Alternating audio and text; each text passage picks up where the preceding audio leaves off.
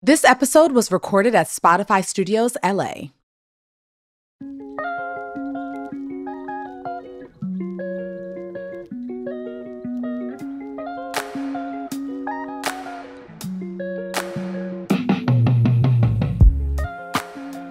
Hey, y'all, and welcome to Trials to Triumphs. I'm Ashley Blaine Featherston Jenkins, but you can call me ABFJ.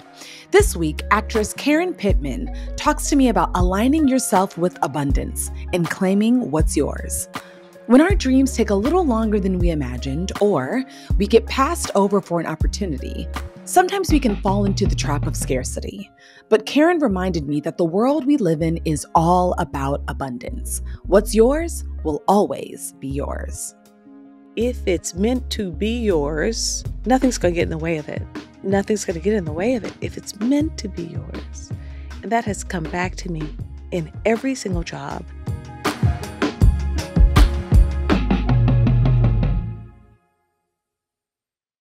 Welcome to the pod, Karen. Thank you.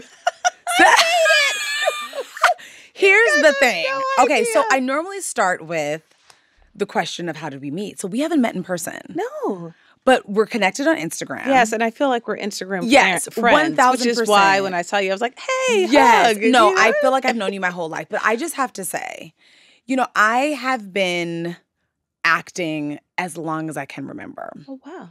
And there's like markers in my life of women that I've seen on television that have just given me full body chills and made me be like, they are good, and just really give me that urge to just want to be better. And you have done that for me. Oh, thank you. Like watching you on screen, I literally, I'm like getting emotional thinking about it. I remember seeing you on the morning show on the first season and being like, this woman is on another level. Oh. Like she's doing something different. Like, is anybody else seeing what I'm seeing? Like, clearly people see it, but it just, I am so taken with your effortlessness, but also your beauty. Oh. You're so beautiful Thank you. on and off screen, Oh. and truly a deep source of inspiration for me. So I'm so grateful that you said yes and that you're sitting down with me today. Well, I will take all that bouquet of flowers and put it right here, very close to my heart. For me, it's very important to not just be a good artist or be a good actor, but be a good human. And I really do hope that people feel the good, positive energy that I have about acting and about how important it is to reflect back to humanity who we are in the highest form, at my highest self. Yeah. Just the energy of that is really, really important to me. And I mean, you can't see it in all the characters that are created that reflect Black women, right, in our industry. There are lots of nuances to work through as an actor, but it's good to hear that because I work very hard. I work so hard. I can tell. And the great part about certainly being a Black actress in Hollywood is that we really do lift each other up. Like, because there's just like maybe 6.5 of us out here. Do you know what I mean? Or it feels like. Yeah. I mean, there are many, many more. But when you do meet an actress who is doing well, and they say, you're an inspiration to me, I'm like, oh God, because my little nose is to the grindstone trying to make it work. Do you know what I mean? Yeah. I'm not thinking about anything else but drink your water, learn your lines. Do you know what I mean? And just the everyday work of being an actor. So when someone says, lift your head up, I see you. It's so meaningful. So I thank you. Lift your head up. I see you. That's beautiful. All right. So let's start at the beginning. So you were born in Mississippi. That's right. And raised in Nashville. That's right. So let me ask you quickly, when did you move from Mississippi to Nashville? It was the mid-70s or mid-70s. I don't remember. I wasn't. You were young. Yes, I was very young. Yes. Yeah, okay. Yeah. So what would you say Nashville gave you? Nashville gave me craftsmanship. It gave me mastery. In Nashville, the community, the culture supports musicians and songwriters, but not for the fame of it, for how you touch people, how you connect to people. That's very true in the Black community. As you know, country music has its origins in Yes. Black culture, Mhm. and so and in order to be a really good country musician or songwriter, you have to tell a great story. Can't Mm. just be any, it's the gambler. You gotta know when to hold, and that kind of ingenuity or cleverness when it comes to songwriting. And Yeah. so, so that's what Nashville gave me. It also gave me a real appreciation for nature and um, Nashville is in a valley. So it slopes down in Memphis, but you come from the hills in Knoxville. So it's in a Mm. valley. And so it's lush and green for most of the year. Only a couple of months out of the year is it really cold and frigid and brown. But for most of the year, it's lush and beautiful. Yeah. And it just gave me a real appreciation for nature. It gave me my childhood with my siblings in so Mm. many ways because we would play in the backyard. And it gave me the best memories of my parents in Nashville. Yeah. Mm. Okay, looking back, what would you say are some of the greatest lessons your parents imparted upon you that you still carry with you today? Well, there's so many gifts that my parents gave me. But most of the gifts that they gave me, and the most important ones were in their dying, was in their death. Mm. And I think a lot of people look at the experience of losing a parent or the grief that follows it with a great deal of sadness and pain. But as an artist and as an actor who understands humanity and human behavior in a kind of unique way, Yeah. when my parents passed, I had to transition. There was just so much pain and sadness. I had to find where the gifts were in it. And the Mm. biggest gift of my father's passing, I think, was he was such an advocate for me that uh, a real darkness fell upon me for several years after that. And after the darkness cleared, I found myself in a really interesting, completely different place. And um, I had, during that period, my daughter. And and that experience of being, you know, trying to make my way through the grief, she was the light for me Mm. that pulled me out of it. And so, a lot of ways, it was kind of a reverse teaching. Do you know what I mean? Like Yeah. the grief was so dark. Um, and in my mother's passing, I, at that point, felt like I was very on my own, like by myself. Mm. And I learned that just before my mother died, she was not, her doctors came and told us she's not letting go. We don't think she's going to let go. And you guys need to let her know that it's okay. Mm. And so I had to have the conversation with my mother that was like, it's okay. I said, I can be my own. Mm. Sorry. No, it's okay. I can be my own best mother. I can be my own best father. It's okay, you can let go. Yeah. And I didn't mean it, but I wanted Mm. her, you know, Yeah. I wanted her, I wanted her to feel like she could go ahead and let go. And then the year or two after that, I sought to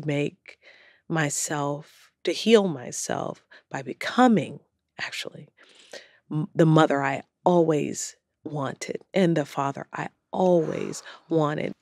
It made me a better mother to my children, to be a better mother to myself. And Mm. I think that was the most enormous gift that Yeah. I had in her passing was that I really invested in raising myself up. And she raised me a really like 90% there. Do you know? But Mhm. that last 10% that as a young woman, I was not there yet. It mattered and I needed it. I Yeah. needed it. So yeah, those are the two biggest important things that I learned from my parents. They were extraordinary. extraordinary parents. I was just talking to somebody the other day about how lucky I was to have my parents. They were Mm. crazy.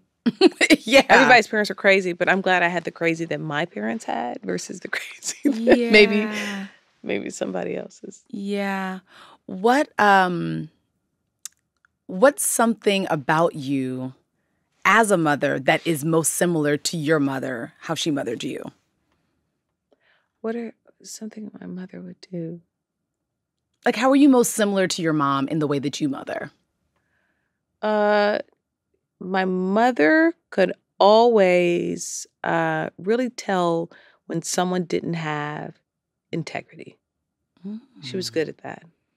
Ooh. She would look at you and be like, then she'd turn around and she'd say, that person ain't, don't, you know what I mean? Just stay away from them. Come over here. Come on, come here. Here. Ooh. Okay, thank you so much. It didn't matter if it was the person bagging your groceries. It wouldn't matter if it was a principal of a school. It wouldn't matter if it was a pastor at the church. Yeah. It wouldn't matter if it was Uncle Ray Ray. Come on over here. Come on, sit down. Don't go over to Uncle Ray Ray. Come sit next to me. It wouldn't matter. She always knew. She had like a lot of discernment. She had a lot of discernment. Absolutely. She was very good. And I'm good at that. I'm good at that. And it helps me in business very much. So, and I've heard you talk about this, but I was like, I cannot wait to talk to you about this on my podcast. But so take us back to 2004. Okay. You quit your job in finance. Yeah. And decided to transition into acting when you were pregnant. Yeah, I know. With your daughter? Son. With your My son. Okay, Jacob. with your son. Yeah. Now, when you read it on paper, Yeah. you're like, okay, she was in finance and she decided to quit. She wouldn't transition to acting. Oh, but she's about to have a baby. Wow, that seems like a very interesting time to decide it. So I really wanted, if we could just go back. We're in a time machine. We're going back 19 years. Oh, boy. Almost 20 years. Yeah. Who were you then? And how did you make those decisions? Well, I was a very selfish Karen. I was a very self-centered Karen. I was a woman that had never, well, I won't say a woman. I'll say I was. As a woman, the only identity I had in the world was as the daughter of my Jack L. Pittman, and I was the newly married wife of Adam Chartoff. And I had entered into this job at a finance company and started making a lot of money and lost track of myself. And so I decided that I wanted to get pregnant. I wanted to have a child. That was something I wanted to do with my life. And, I got pregnant really fast. Like I decided, I think I'm going to do it. And I was like, yeah, let's try. Let's actually do it. Let's see if we can put it together. And 2 weeks later, I was pregnant. Wow. That was how fast that happened. Wow. And suddenly, the job that I had, the life that I had been leading up to that point, I recognized was really only on behalf of getting the love and affection of my parents. I was a very obedient child. And if they said, this is what you need to do to have a successful life, I did it. And once I was pregnant, I realized this is really going to change my life in a big way. And I am not happy with the prescription that my family and my parents had given me as to how to live your life. I was really absent of purpose, absent of motivation. My husband at the time would have to run the bath water for me in the morning and put me in the bath and take me out and get on the subway with me to take me to work. And I really had to change my entire perspective on who I needed to be. And as a young Black woman, I was very obedient and loyal to class and culture. What does it mean to be a successful Black woman? You drive a car. You have an apartment on Fifth Avenue. You look the part. Your hair is straight. Your hair is cute. You're always cute. Do you know what I mean? You got the latest jeans. And that isn't actually a fulfilling life, nor is it sustainable. If you are only focused on the external manifestation of your purpose in this world, you are lost. You are absolutely lost. That can only come from an internal moral compass because we're all here to do something very specific. And at that point, I did not know that. I had no idea that my life is a fingerprint. My life is as unique as anyone's. And I'm never going to be here again like this. Never. So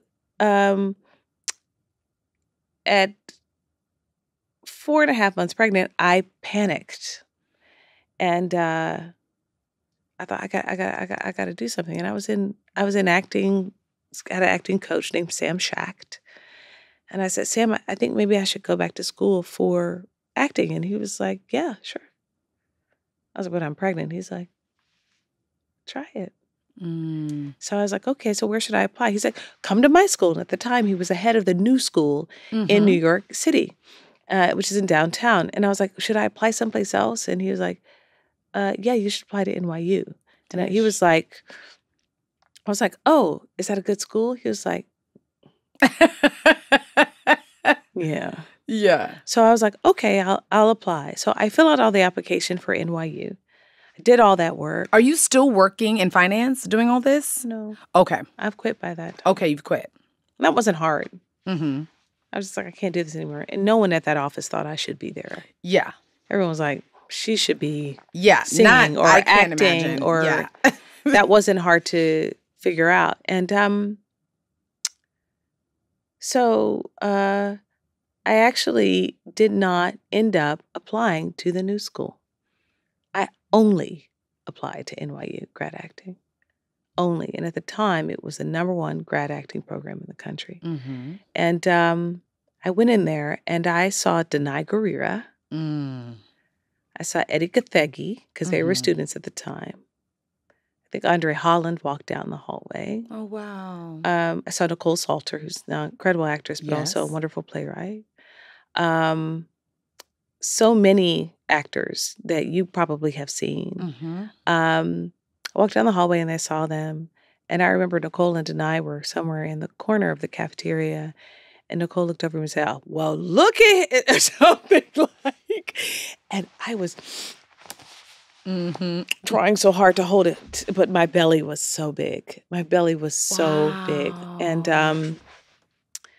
I did go in and I was doing a Susan Laurie Parks monologue. I did Cleopatra from Antony and Cleopatra and Shakespeare. And I was doing my very best monologue. I mean, like the best I'd ever did. And I was nervous. But my son was in my belly and he was like, but they couldn't see, but he was like, because there was something going on. He knew there was something going on. He was like, what's going on, Mama? What are we doing? This feels interesting. Yeah. Because the adrenaline was pumping. And I sat up and Zelda Fitzchandler was there and she's Zelda's mentor of mine. I love her to life. And she said, what are you doing? What are you doing? What are you doing? Get up off the floor. What are you here for? What are you here for? And I said, I'm here to be an actor. I'm here to be an actor. And she's like, well, I have students here who can't even keep their boyfriends. How are you going to have a child here? And I said, if you are talking to me, then I should be here. If I'm sitting in here and you know that I did a good job, then I should be here. And you need to give me a chance. And she was sitting next to now my other mentors, Janet Zarish, and Janet was, and so I came back for a callback later on that day. They called me back, again trying to convince me not to do it, but I was there. I stayed in my purpose, and I left, and I went home to my husband at the time, and he said, Karen, you're probably not going to get in. I said, I know, but I had to try. And he said, if you do get in, you're probably not going to get any money for it. Not only did I get in, I got all the money I needed to go to school there. It was just so clearly on my path. All that is to say, 45 minutes later, to make a long story longer, if it is on your path, that was the biggest lesson to me. Not getting into grad school, although it did change my ability to access craft. The biggest lesson for me in that if it's meant to be yours, nothing's going to get in the way of it. Nothing's going to get in the way of it if it's meant to be yours. And that has come back to me in every single job that I haven't gotten or I have gotten. It's always been, if this is meant to be, and it was so huge for me, which was a big, big turnaround moment for me from having been so miserable and unfocused and sad and unable to figure it out to my life. 3 months after my son was born, I was back in school. Wow. In an acting program, the only one I applied to. It was the only one. And it was the #1 school in the country at the time. And you got all the money. And I got all the money. But it also is like you said, it was always, here's the thing. I talk a lot about this on the pod. It was always going to happen for you. Yeah. But it required obedience. Yes. You could have to ignored. Yes. Obedience to me. Yes. Yeah. You could have ignored it. Yeah. And the thing is, most of us do. That's right. Most of us ignore. But why do you think? Because it's scary. Yep. Fear. It's fear. Scary. 100% fear. I got chills just hearing you transporting us back to 2004. Even I started getting the feels of you being 4.5 months pregnant with your son, your first child, in this audition for the biggest acting program in the country, and these people, these people of the program saying you shouldn't do this. You have a husband at home who's like, that's scary. Yeah. But let me say this. This is my whole life. I'm a risk taker. My whole life has been, you're not going to make it. You're not going to get it. No one's going to say yes. You're not going to get a yes. And so the other thing I want to say is that it doesn't, I think what's really important is to know is that this doesn't make me special. Anybody can do it. Anybody. Just have to tap into what it is you really want. And I think some people want you to think that because I'm here, I'm special. But the secret is that everybody's special. Yeah. Everybody's special. I heard Tracy Ellis Ross say one time, there's enough sun for everyone. And that's, you may not think that could be true, but it actually is really true. Yeah. Yeah. That makes me think about my dad has always said, like, if ever I'm down. Yeah. He's always like, rub some sunshine on your face. Because it's available to all of us. I love that. Yeah, he's always like, just rub some sunshine on your face. I love that. And it's true. So whenever I'm, if ever I'm just feeling a little, and I mean, it is like the vitamin D and whatever, but it is true. Sometimes I'll just go outside and go like this, and I feel so much better. That's so great. I love this conversation. It's making me so emotional. I know. You are such a special person. Thank you. Thank you for inviting me on this show. I'm so happy you're here, ditto. Oh, my God. I'm so happy you're here. We're in church right now. It's the best. I'm having a spiritual moment. It's the best. Okay. It's the best. Get it together. We're back. Okay, so I want to know. So we're pregnant with Jacob. Oh, yeah. We have him. Oh. We're in acting school. Yeah. But before we get to like how you continued on, talk to me about how motherhood, the first go around, really changed you. Well, I had something to live for, something to strive for. I come from a long line of manifestors. My parents were raised during Jim Crow. Mm-hmm. So they didn't have education and they didn't have anybody telling them they were first in their family to go to college. So all of what my parents created in their lives for themselves and for us was out of their imagination. Yeah. Was the creativity of their spirit telling them to go in this direction. And so I had a great example of my parents to follow that, and Jacob sparked that for me. His presence in my life sparked it for me. And my son, I learned very quickly that my son was not given to me, but he was given to the world. And so I have a little, I know, right? He wasn't given to me. He was given to the world. So I have a little bit of time to walk along this journey with him. And then he flies off on his own, just out of the mama nest. So I realized that I was going to teach him and he was going to teach me. And my son is another reincarnation of the Buddha. I say this all the time to him, but he is so smart. He's so he's always been this kind of kid who, if I'm pushing him in a stroller and a kid goes by and he falls down, he'll sit up in the stroller and say, "Are you okay?" Like he's that kid. And he's been that way since very early on. And so he's taught me a lot about, my son has taught me a lot about compassion, kindness, take it easy, not that big of a deal. Everything's going to be okay. He's taught me about manifesting my manifesting powers. Ooh. Yeah.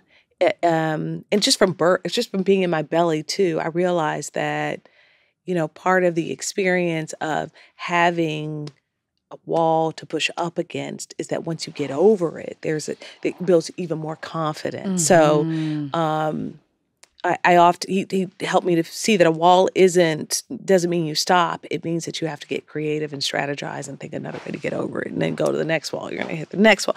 And so he really, as a mother, he taught me that. He sparked my creativity. A lot of what I use as a mother, I use as an actor. Constantly saying yes. Constantly, hey, what you doing? Come on, let's have a good time. Do you know what I mean? Like a lot of my characters that you'll see are very much like, game, let's go. Let's sit. I mean, in the way that their bodies do it, very much relevant in Nia Wallace. Nia is very much of a... Yeah. She's that kind of a person, where Mia's more like... Yeah. But he taught me a lot about that. And... gave me my actor body because as a child he was because boys and men they're so physical. Yeah. He helped me to figure out how to behave in a body in a very childlike way. And in our earliest years, we are in our bodies in a way that we are never in them once we go through puberty and get older and have children. Once the world gets to us. Once the world gets to us. Yeah. So he changed me in many, many ways. What about your daughter? My daughter, Lena Marie, slowed me down. And I needed to. I was moving too fast. How many years apart are they? 5. Okay. I had Lena a year and a half out of grad school, and I'd only known her dad for 5 months when I found out I was pregnant with her. Wow. So it was a relationship that was struggling. We weren't a couple when I found out I was pregnant with her. And we came back together just to support her in her birth and bring her into the world. And we couldn't stay together. So we went our separate ways. And Lena now has a stepmother, and she has a brother from that relationship. And the hardest thing for me to do was to let her go into that relationship that he had, right? Yeah. But I love Lena fiercely. She is an extraordinary human. I would never have met someone like Lena if I had not birthed her. Never. Because she is so different from me. So different. And I want her to have everything, the very best. She's taught me what unconditional love looks like. Not because she loves me unconditionally, but I have to let her extraordinary light out into the world. And the more love she gets, the brighter she shines, the bigger she expands. And whenever I'm running around doing things, she's always like, "Mama, I miss you. You need to come home." And I come straight home, And that's important to me. My children are in them is my home. I live in LA, I live in New York, but in Lena and Jacob, that is my home. So when they are with me, I feel at home. When they're away from me, I'm like, out, which is it's a distinct difference from what my life is like before I had children. What was it like before you had children? It was just about me. Yeah. I was so centered on myself. So yeah, motherhood has been just incredible for me as a human being to grow me up. To grow you up. It grew me up. Yeah. It grew me up. That's what it does. I mean, you're different. How could you not be? Well, and some women don't need to have children to grow up. No. I did. I did. And I wanted to grow up that way. I really did. I just love motherhood. Yeah. I just think it's amazing. I'm like, Well, you'll have it. yeah. If you want it. I do. Yeah. That's the prayer. Yeah. I want to grow. I want it to grow me up too. Yeah. Yeah. Yeah. Okay. So tell me so you're in grad school. Yeah. We have Jacob. Yeah. We're still married. Yeah. When was the moment, what was the moment rather, where you were like, this acting thing is working for me. Like I'm making a living doing this now. When did that happen? When did that transition happen? Well, that didn't happen until 2014. So that 10 was years 10 later. years later. 10 years later. Okay. 10 years later. Take us there. I did a Broadway play called Disgraced. That was when I was like, oh, this is working. And I got my first, real, review. You good. That kind of review. Kind of review. And it came from Hilton Als, who is an extraordinary writer. And if I say so myself. He's an extraordinary critic. If I say so myself.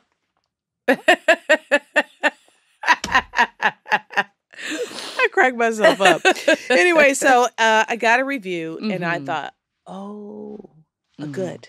Because part of the reason why I went to grad school in the first place, I mean, you want to be an actor, you just go act. But I wanted to be good. Yes. I wanted to have the respect of my peers in the industry for my efforts.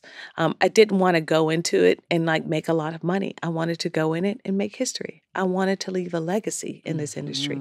I am an artist, and this is what I do. And I did it to the best of my ability, and it moved people. It inspired people. It taught them something. It reflected back something. I love to make money, and I love to make good money. But for me, it's really about, it's about what I leave behind. Yes. When my energy goes to and transitions to another place. So I want that energy to stay here in some form or fashion. So, but in 2014, when I started working on the Broadway, I had done the play off Broadway, and the playwright said to me, "You're the only actor I'm going to take to the Broadway stage." And I was like, oh, thank you so much. I'm so grateful. He was like, no, this play needs you. And I was like, okay. And it still hadn't seeped in. It didn't seep in that I was there yet. And but no, it took me 10 years from the time I started grad school to feel like I'm going to be successful, and I'm going to do this for a living. Wow. Yeah.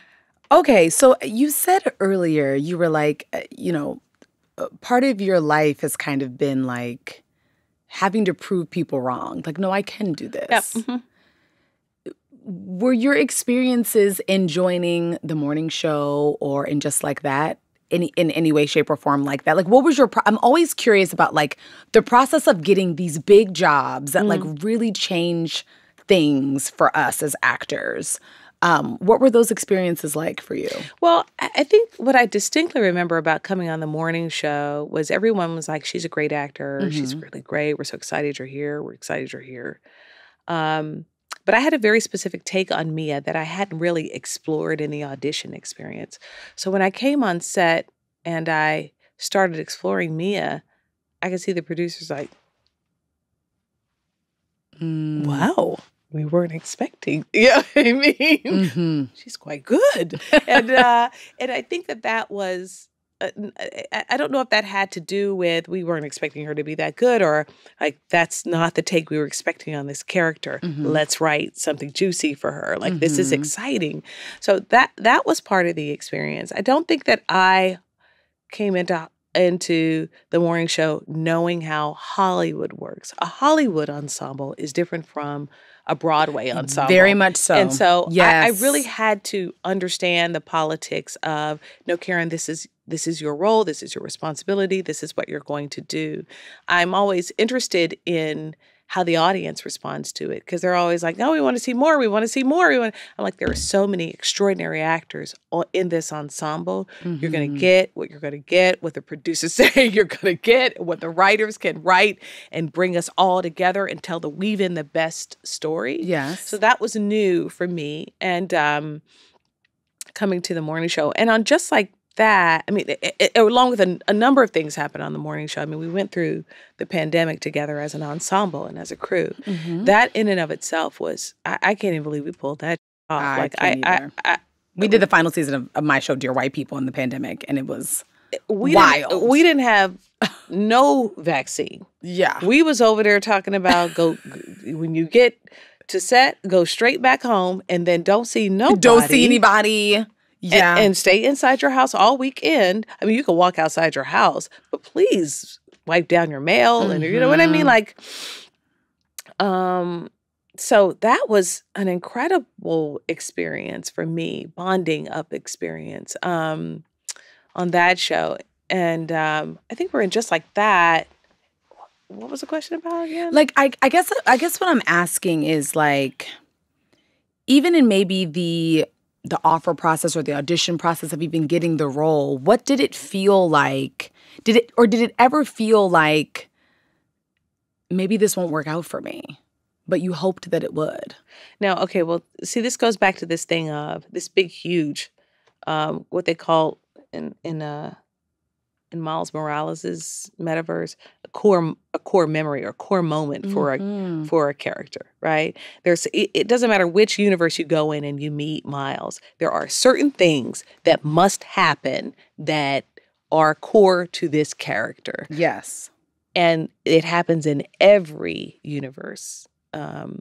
So in my universe, that was Jacob getting into grad school and getting all that money and becoming an actor. So that was that's core to me now. So it doesn't matter for me. When I walk into a job, if I get it, I know it was meant to be mine. If I don't walk into a job, if I walk in and it's not mine, it goes to Divine, or it goes to Simone Missick, or it goes to, it wasn't meant to be mine. And so I'm okay with that now. So I never walk into a job thinking, I don't do that. Yes. That's because I learned that. And I also feel like it's the only way that you can survive this business. Oh, for sure.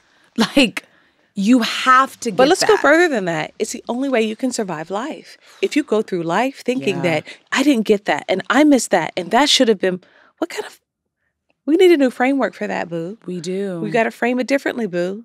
You got to look at that differently. That's not the way to move through life. That wasn't meant to be yours. But what is coming to you is coming. I don't, as an actor or a businesswoman or as a mother or as a human, live in the world of scarcity. I don't live in the world of lack. And I'm radical about that. Like, I'm militant about it. I'm religious about it. I'm whatever. It's just, I don't align myself with that at all. It is against my spirit. This world is about abundance. And if you are looking at someone else or something else, or you didn't get, and thinking, oh, I should have had that, that's feeding into scarcity and lack. And the prayer is, God, bring to me what's mine. Yes. And by the way, bring it now. Do you know what I mean? Oh, yes.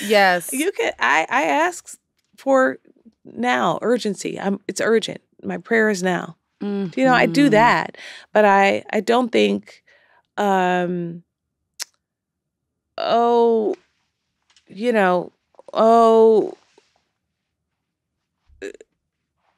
Beharie got this. That means I'm losing out. No. Nicole got it. You go get that. You go, girl. Someone says, if someone near you gets something good, then God is in the neighborhood. Have you heard that? Yes. It means you're in the right place. You're in the right place. You're in good company. That's right. That's why I was so excited to see Nicole's name right next to mine when we got nominated for that award. Yeah. I was like, oh, we're in the right neighborhood. Yes. We're in the right neighborhood. Yeah. Karen, what has been your takeaway from our conversation today? Is it over? Yeah, we did it. My takeaway, well, first of all, you're extraordinary. Thank you. To talk about some of the things that I've talked about. I don't usually talk about these things. My takeaway, I think with a certain level of notoriety, you're reminded of the responsibility of representing this. When I think of myself, I don't think of the skin that I'm poured into. Mm-hmm. But when people see me, that is the first thing they encounter. So as a spirit that was poured into this beautiful Black woman's body, I have to, sometimes I wrestle with it. And so my takeaway from this is that it's more important to be aligned and loyal and committed to who you are. Mm-hmm. Even though my experience of it has been that I'm supposed to be aligned with what it means to be a Black woman, what I feel from this conversation, having gone way back in my sense memory of who I am, that it really is still the most important thing about my work and about showing up in my career is staying connected to the human that I have become, I've grown into. Yeah. Because we do, this mortal coil Shakespeare says, this mortal coil, we leave it. We do. We leave it. And so that's my takeaway. What's your takeaway? My takeaway is actually what we were just talking about, that I'm in good company. Yeah. That, you are a woman who I've been so deeply inspired by and taken by. And I get to sit with you and talk about our lives and learn and share and grow with you in real time. Yeah.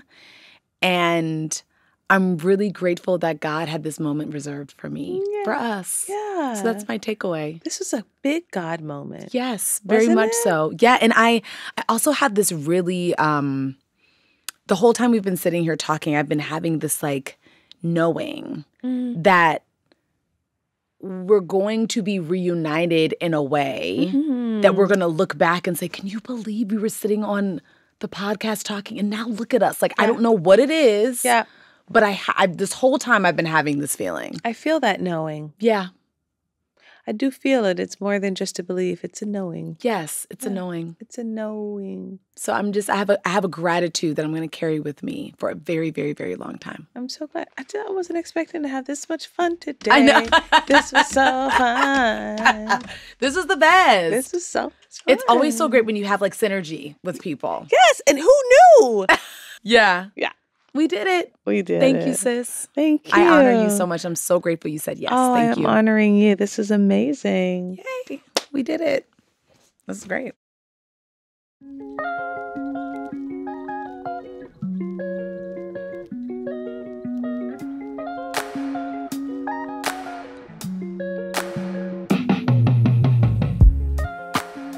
Thank you for listening. This podcast is produced by LWC Studios for OWN. The show's executive producer is Juleka Lantigua. Our managing producer is Fatima El-Swifi. Shanice Tyndall is our lead producer. Associate producer is Mona Hassan. Jordan Thompson is our marketing coordinator. This episode was mixed by Trin Lightburn. Michelle Baker is our video editor. This episode was recorded at Spotify Studios, LA. Promotional consideration, products and services furnished by Spotify. If you enjoyed listening to this episode, and we hope you did, please make sure to subscribe, leave a rating, and review wherever you listen to your podcast to ensure you hear the next one.